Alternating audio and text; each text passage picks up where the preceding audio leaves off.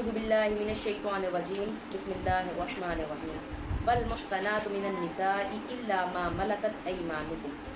پیچھے بات ہو رہی تھی کہ کون کون سی جو ہیں عورتیں حرام ہیں، یعنی جن کے ساتھ آپ جو ہے کن کے ساتھ نکاح کر سکتے ہیں، کن کے ساتھ نہیں کر سکتے۔ یہ آگے کہا گیا والمحصنات من النساء، اور شادی شدہ عورتوں میں سے، یعنی شادی شدہ عورتیں جن کے خاوند موجود ہیں ان کے ساتھ بھی آپ نکاح نہیں کر سکتے، یا تو اس کو طلاق ہو جائے عورت کو، یا اس کا خاوند فوت ہو جائے، اس صورت میں کر سکتے ہیں۔ والمحصنات من النساء، اور شادی شدہ عورتوں میں سے الا ما ملکت ایمانکم، مگر جن کے تمہارے دائیں ہاتھ مالک ہیں، یعنی جن کے ہاتھ مالک تمہارے دائیں ہاتھ ہیں ان کے ساتھ، یعنی کہ تمہاری لونڈیاں، ان کے ساتھ تم کر سکتے ہو۔ کتاب اللہ علیکم، لکھ دیا گیا اللہ نے تم پر، وَأُحِلَّ لَكُم مَّا وَرَاءَ ذَلِكُمْ أَن تَبْتَغُوا بِأَمْوَالِكُمْ، اور حلال کی گئی تمہارے لیے اس کے علاوہ جو ہیں، ان تبتغوا باموالکم، یہ کہ تلاش کرو تم اپنے مالوں کے ساتھ، محسنین غیر مسافحین، لیکن شادی کرنے والے ہوں نہ کہ بدکاری کرنے والے ہوں۔ جی یہاں پہ جو والمحصنات کا لفظ آیا ہے یہ تین معنیوں میں آیا ہے، آگے جا کے بھی ایک شادی کے معنی میں، ایک نیکی کے معنی میں بھی آیا ہے،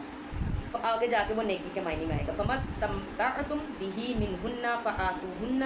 أُجُورَهُنَّ، بس جو فائدہ اٹھایا تم نے ان کے ساتھ، ان خواتین کے ساتھ، فآتوہن اجورہن فریضہ، پس دے دو ان کو ان کے حق مہر مقرر کیے ہوئے۔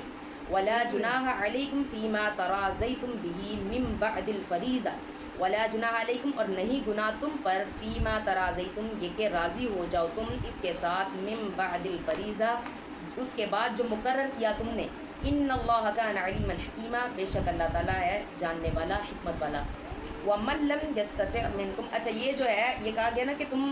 جو شادی شدہ عورتیں ہیں ان کے ساتھ نکاح جو ہے نہیں کر سکتے جب تک ان کے خاوند موجود ہے، سوائے اس کے کہ وہ تمہاری لونڈیاں بن کے آ جائیں، تب اگرچہ ان کے شوہر بھی موجود ہوں تو آپ نے کیا کرنا ہے اس کے بعد، یعنی کہ اگر لونڈیاں جس طرح سے آتی ہیں بن کے، کیونکہ اوبویسلی جب وہ ہوگا فتح ہوگی اس کے بعد وہ بن کے آئیں گی لونڈیاں آپ کی طرف، تو ان کے خاوند چاہے پیچھے موجود ہوں، آپ ان کو ایک یا تو ان کا حمل ظاہر ہو جائے ان کے اس کے بعد، یا پھر وہ ایک عید سے نہا لیں، اس کے بعد آپ ان سے نکاح کر سکتے ہیں، آپ ان کے ساتھ جو ہے اپنی اس کو کر سکتے ہیں، لیکن یہ ہے کہ ان کو کیا کریں، مقرر کریں ان کا حق مہر دینے کے بعد۔ اور یہ کچھ مفسرین کہتے ہیں کہ ان کا جو حق مہر ہے ان کے مالکوں کو دیا جائے گا، یعنی کہ جن سے ان کو خریدا گیا، ان سے وہ کیا گیا، ان کو دیا جائے گا ان کا حق مہر۔ وَمَن لَّمْ يَسْتَطِعْ مِنْكُمْ طَوْلًا، اور جو شخص نا استطاعت رکھتا ہو تم سے مال کی،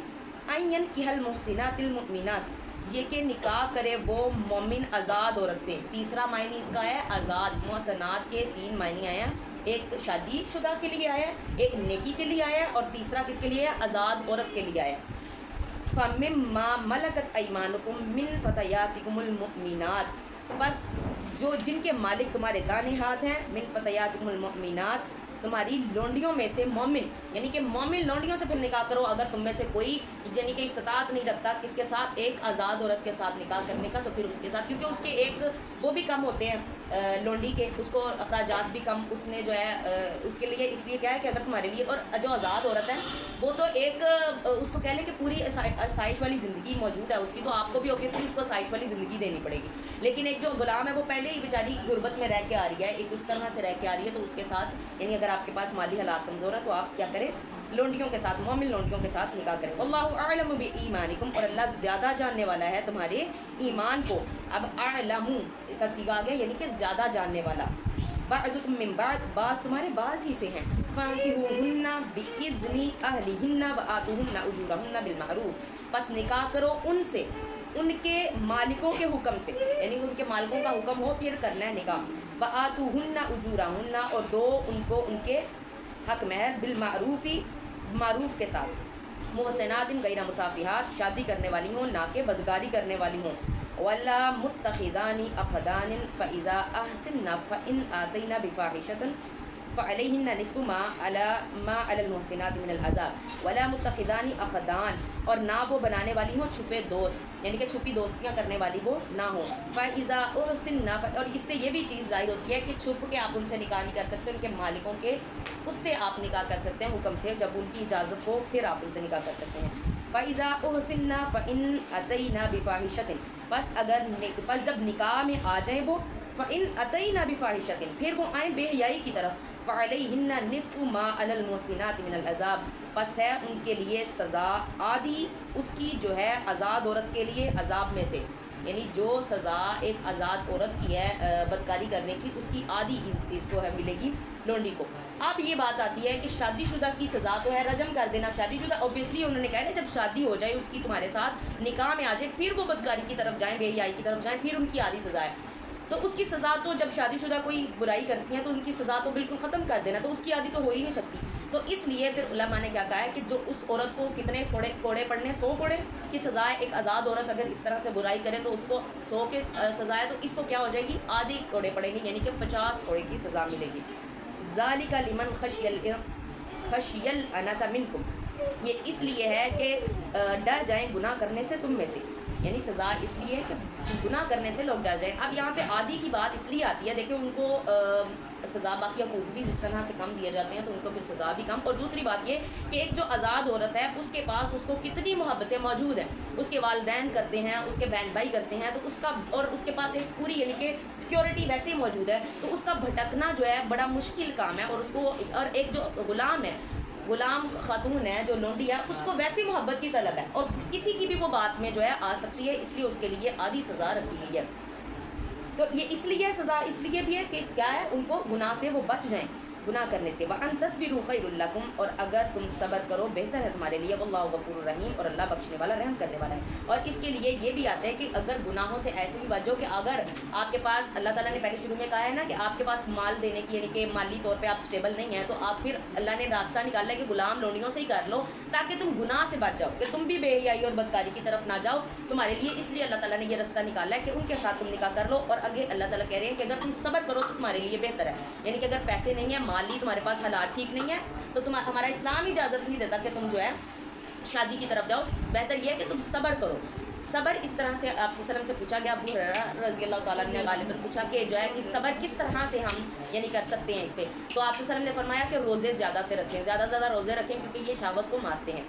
واللہ غفور رحیم، اور اللہ تعالیٰ بخشنے والا رحم کرنے والا ہے۔ یرید اللہ لیبین لکم، ارادہ کرتا ہے اللہ تعالیٰ بیان کر دے تمہارے لیے، تاکہ بیان کرے اللہ تمہارے لیے کھول کھول کر، وَيَهْدِيَكُمْ سُنَنَ الَّذِينَ مِن قَبْلِكُمْ، اور ہدایت دے تم کو ان لوگوں کے راستے کی، ان لوگوں کے طریقے کی، من قبلکم جو تم سے پہلے گزر چکے ہیں، وَيَتُوبَ عَلَيْكُمْ، اور تاکہ توبہ قبول کرے تمہاری، وَاللَّهُ عَلِيمٌ حَكِيمٌ، اور اللہ تعالیٰ جاننے والا حکمت والا ہے۔ وَاللَّهُ يُرِيدُ أَن يَتُوبَ عَلَيْكُمْ، اور اللہ تعالیٰ ارادہ کرتا ہے یہ کہ توبہ قبول کرے تمہاری، وَيُرِيدُ الَّذِينَ يَتَّبِعُونَ الشَّهَوَاتِ أَن تَمِيلُوا مَيْلًا عَظِيمًا، اور ارادہ کرتے ہیں وہ لوگ جو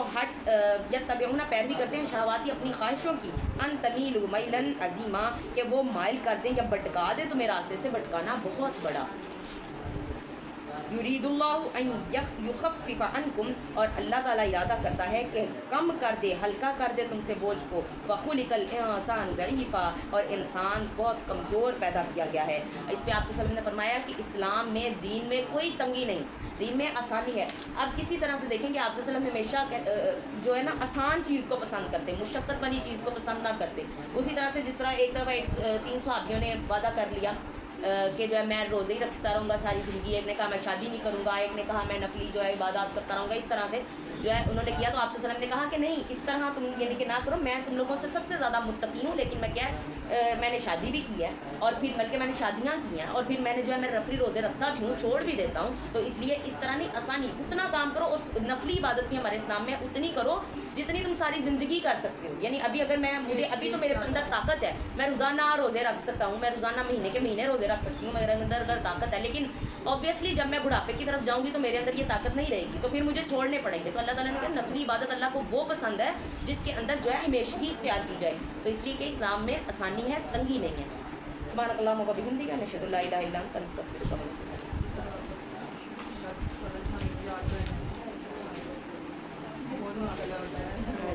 اب یہ جو ہے اس کے اندر ہی آ جاتا ہے، یہ جو ہے نا فمستعتم بھی، تاکہ تم کہ اس کے اندر جو ہے متع کرنا یہ بھی حرام کر دیا گیا۔ اسلام میں شریعت میں پہلے جائز تھا، پھر اس کے بعد کیا کیا، حرام کر دیا گیا۔ آپ صلی اللہ علیہ وسلم نے کہا کہ میں نے تمہیں عورتوں سے متع کی اجازت دی تھی، مگر اب اللہ تعالیٰ نے اسے قیامت تک کے دن کے لیے حرام قرار دیا ہے، سو اب جن کے پاس متع والی عورتیں ہیں وہ انہیں چھوڑ دیں، اور جو مال تم نے انہیں دیا وہ ان سے واپس نہ لیں۔ یہ صحیح مسلم کی حدیث ہے۔